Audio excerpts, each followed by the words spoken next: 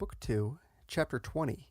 of the dangers incurred by princes or republics who resort to auxiliary or mercenary arms.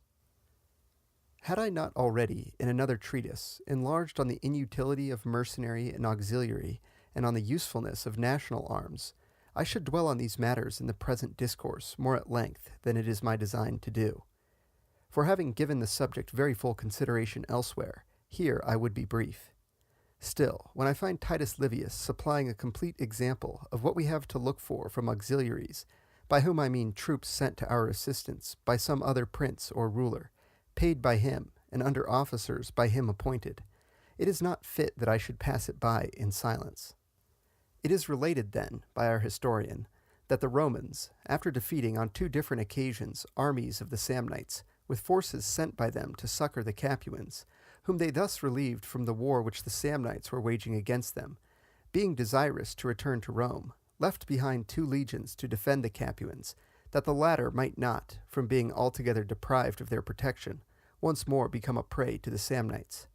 But these 2 legions, rotting in idleness, began to take such delight therein, that forgetful of their country, and the reverence due to the Senate, they resolved to seize by violence the city they had been left to guard by their valor. For to them it seemed that the citizens of Capua were unworthy to enjoy advantages which they knew not how to defend. The Romans, however, getting timely notice of this design, at once met and defeated it, in the manner to be more fully noticed when I come to treat of conspiracies. Once more, then, I repeat, that of all the various kinds of troops, auxiliaries are the most pernicious, because the prince or republic resorting to them for aid has no authority over them, the only person who possesses such authority being he who sends them. For, as I have said, auxiliary troops are those sent to your assistance by some other potentate, under his own flag, under his own officers, and in his own pay, as were the legions sent by the Romans to Capua. Such troops, if victorious, will for the most part plunder him by whom, as well as him against whom, they are hired to fight. And this they do, sometimes at the instigation of the potentate who sends them, sometimes for ambitious ends of their own. It was not the purpose of the Romans to violate the league and treaty which they had made with Capua, but to their soldiers it seemed so easy a matter to master the Capuans, that they were readily led into this plot for depriving them of their town and territories. Many other examples might be given to the same effect, but it is enough to mention besides this instance that of the people of Rhegium, who were deprived of their city and of their lives by another Roman legion sent for their protection. Princes and republics, therefore, should resort to any other expedient for the defense of their states, sooner than call in hired auxiliaries, when they have to rest their entire hopes of safety on them, since any accord or terms, however hard, which you may make with your enemy, will be less ruinous than such support.